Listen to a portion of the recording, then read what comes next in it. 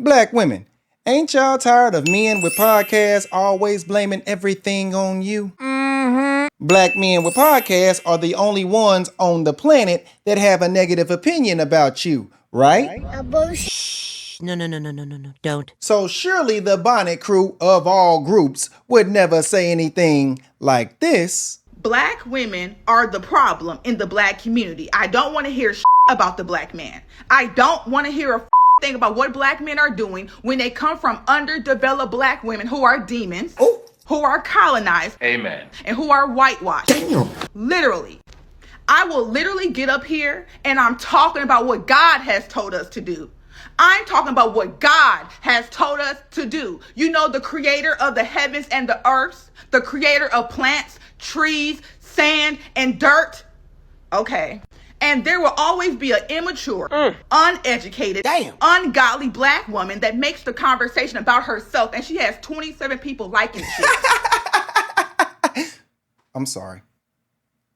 I'm talking about God, and you want to come tell me I'd rather see her not have children. Bitch, who the are you?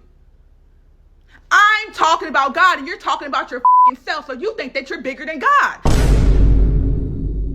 That is why black women are having the issues that y'all are having. That is why your children are going through what they're going through. That is why the black man is going through what they're going through, because the women who are supposed to be under God is leading y'all down a dark path. Why don't you make a video talking about the burden of the black female experience? Just curious.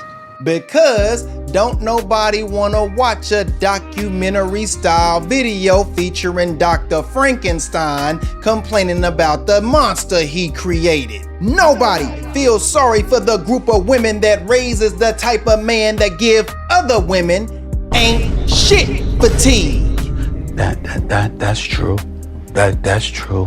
This is why Becky is better than you. I beg your pardon? What you talking about, Willis? I'm talking about the fact that when swirlers date white men, what they really saying is they prefer the type of men that Becky raises, not your black ass. Tell me I'm lying. After black women get tired of the black man that black women raise, they look for a white man or a white man in a black man's body. What do you mean by that? When black women get tired of the matriarchy, they upgrade to egalitarianism by seeking out a white man in a black man's body, who proper men refer to as a beta male. That explains the step dummy. That explains Russell Wilson and Sierra. Look at how happy they are. Bruh. Black women are tired of black women's black ass, and black women are tired of black women's bastard kids. They nasty, they disrespectful, they don't have any respect for adults. It's very concerning. But before we get into the parts of the video that's gonna have you shaking your head pathetically at least 3 times like this, I'm gonna need all my proper men and proper women to like the video. And if you really want to see my channel thrive and survive in the YouTube algorithm, then I'm gonna need y'all to hype the video. Hit it, hit it, hit it, hit it, get it, get it, get it, get it.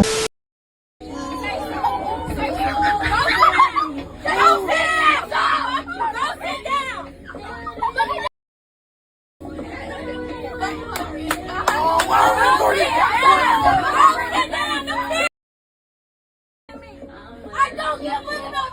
Tears don't do nothing to me. Okay. Sit down. Sit down. Oh, we're not leaving. We are not leaving.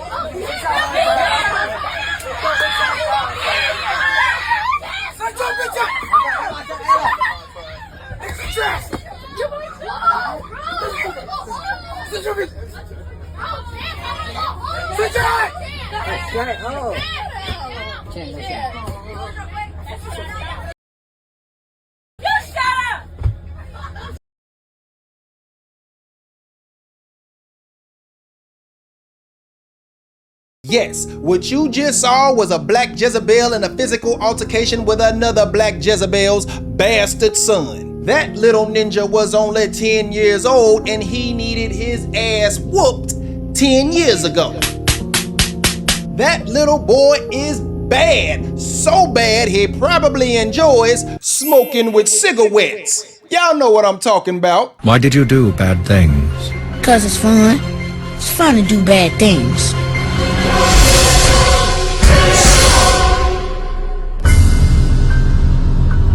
Black women are reaping what they sow. Did y'all pay attention to everybody's response to the bus driver? Move, Miss Hill. Hey, no, he just hit me first. What are you talking about? You're a grown-ass woman. I want to put him off. You Girl, grown adult. Look.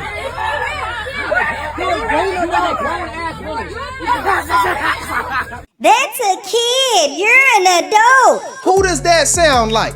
Fellas, haven't we seen this exact scenario go viral before? Yep.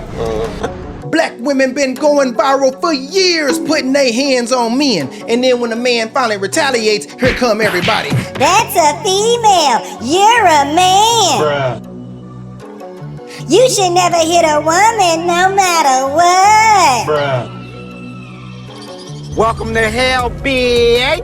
Ladies, this is y'all fault. Y'all trained society to blame the retaliator, never the perpetrator.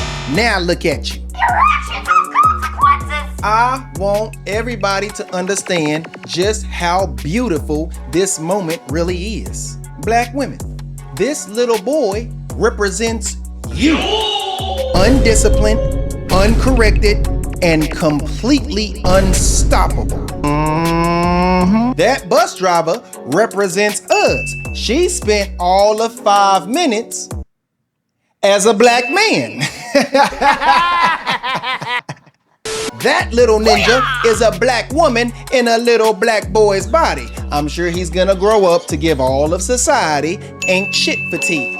That's not funny, Proctor. No, sir. But I want everybody to pay attention to me when I say this. Black women in a little black boy's body is all fun and games. But black women in a black man's body is how you get killed. I asked my white college professor, where do black boys learn to behave this way? He took me and the rest of the class on a field trip to the hood, and this is what he had to say.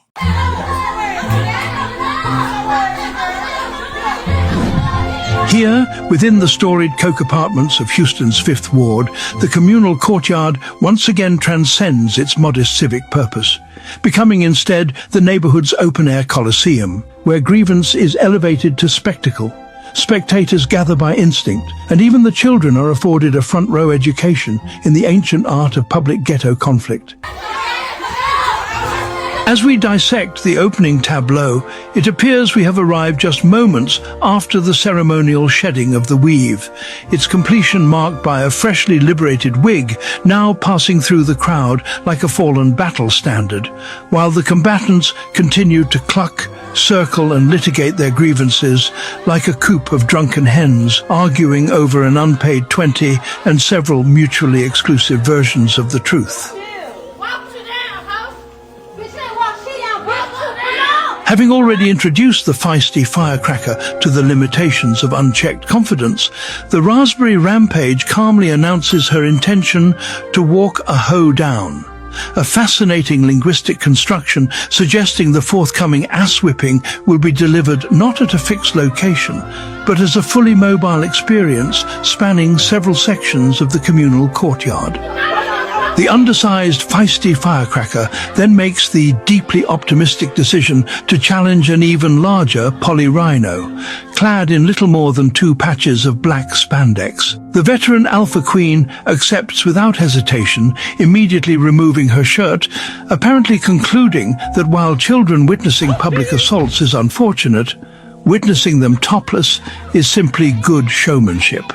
The hands-on community outreach here is beautifully administered as the boobied Alpha Queen and her yellow-banded first mate execute a textbook grip and clip, where one secures the firecracker by the braids while the other drums her face like a community percussion instrument. Eventually, The ceremonial gathering of minds begins to fizzle out as the topless alpha queen struts the courtyard as if the absence of a shirt were the traditional attire of victorious champions. Though the local dialect remains so richly concentrated that much of it escapes scientific translation, one declaration emerges with remarkable clarity. She extends an open invitation for anyone else wishing to receive a complimentary punching before abruptly realizing she'd misplaced her shirt. Do anybody else want to punch one? All right. Where my shirt at? Around the perimeter, a small gathering of young girls watches in quiet fascination, taking in yet another installment of the neighborhood's informal continuing education program. With the hierarchy temporarily re-established, the spectators drift away, the phones stop recording, and another generation leaves with the comforting knowledge that dignity, much like shirts, is often the first casualty of public conflict. We interrupt this program to bring you a special report. You kids can't say your mama leaves you hungry. Mom, what are you talking about? Daddy's child support paid for this meal. Go to your room, Julius! Popeyes. Tonight's meal, courtesy of child support. And now back to your regularly scheduled program. So this is the current depiction of black women that's being pushed out there into the world. I seen this post recently on Instagram of this depiction of supposedly the current state of black women. We are the Section 8 housed, low income, loud, boisterous, low class, ratchet, ghetto, ignorant, lace front, big lash wearing, lack of self-respect, and undignified women of the world. And this image is being pushed out there and generalizing all black women into this. That picture is totally inaccurate. Why? Because not one of them has on a bonnet, ain't no willy-nilly tattoos, and where is the number 6 red flag? Acrylic nails. If it was accurate, it would look like my thumbnails. Why are acrylic nails a red flag? Bruh. Hi ladies, I hope all is well. Let's cut straight to the chase. How do y'all wipe y'all booty with these nails? So I went ahead and did a social experiment and put these on, went and took a dump after my cup of coffee and tried to wipe my ass. And let me just tell you, 100% failure. You can only fit about this much tissue in your hand, and then when you go to wipe your booty, you get more in the nails than you do on the tissue, and then you just got in your nails. So how y'all doing it? Do y'all have a butler that's wiping y'all ass every time y'all use the restroom? Or do you have a bidet? Or do you hop in the shower? I gotta know, you know what I'm saying? Because not only do y'all have crab, seafood boil under your nails, there's boo-boo too. So I don't know if these are going to pass the health inspection. They cute and like that, you know what I'm saying? They make you want to twirl your hands and do all sorts of things. But I know 2 things for sure and 2 things for certain. You're not wiping that butt correctly, and you're not wiping that kitty cat correctly. Let me know what y'all think in the comments, because for me, it's a no. What's Jonathan? What's false is that you think things that do not matter to me today matter more. It matters to you. It matters to God. Trauma that you caused by being the way you are. Okay, tell me what trauma. What trauma did you have? Watching you. Listen to this. Domestically, violently have altercations with your kids and multiple men. What multiple men? I would rather be in a tent. Tell the chat what than multiple to watch men. My mom and her daughter fight a man that my mom is laying down with. Help. That's why you. Why would I? It's okay. We didn't need your help. I was 9 years old. It don't matter. Hoo-yah! If you was 3, you was supposed to help. You want a 9-year-old to help you fight a grown man? That was Blueface trying to explain to his mom that she traumatized him when he was 9 years old by getting into fights with her sugar daddy, right? And you can tell that he hit a nerve right there because she wouldn't let him get a word out. She was trying to talk over him. Why did you help me fight? You supposed to help me fight. I don't care if you was 9 years old. You said multiple men. It was just my sugar daddy did this. I was like, whoa. And I'm not the biggest Blueface fan, right? But you can tell that it looked like he hurt right there when he was trying to say that out loud, right? And I feel like the fact that he might internally, he loves his mom, right? But he can also internally hate his mom at the same time, which could lead to why he treats women a certain type of way. That's a good point. You've got a good point. Black women, y'all need to understand that y'all have the scariest future out of any human on the face of the planet. What do y'all think is going to happen when you successfully breed out all of the proper men? Thanks to you and your love of baby deletion, we're only 13% of the population as a people. That includes immigrants, gays, incarcerated, old folks, children, and the ninjas that's gonna give you ain't shit fatigue. Knowing that, what percentage do you believe is proper men?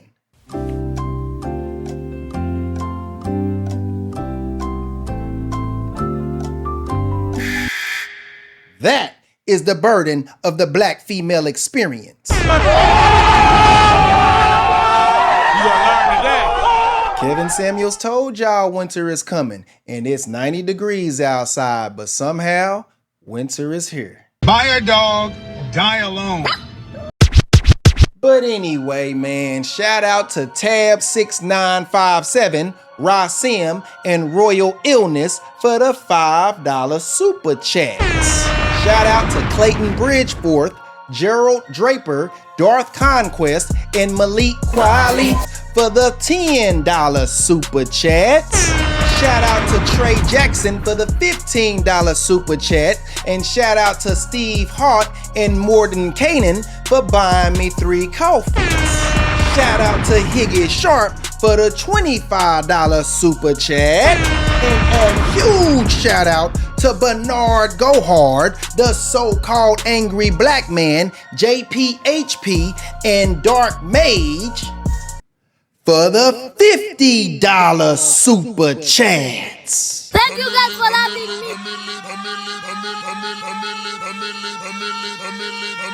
Thank you guys for having me. Thank you guys for having me. Thank you guys for having me. Thank you guys for having me. He's a bad. Thank you guys for having me. Thank you guys for having me. Thank you guys for having me. Thank you guys for having me.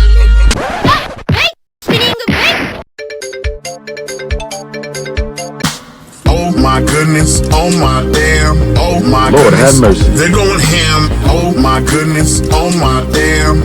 Man, I'd like to thank everybody that joined the Patreon. If you haven't joined already, please do. Get on the Proper Man and Proper Woman movement and let's get it active in these streets. Please, guys, continue to like, hype, share, comment, and subscribe. And I'ma holla at y'all next time. Hi kids, it's time for an episode of Ms. Roche, the children's show where you learn life lessons. Hi kids, I'm Miss Ratchet, and today we're learning about side ninjas. 1 boyfriend, 2 boyfriends, 3 boyfriends. Here's what I have. You don't get no check until I'm done, you understand?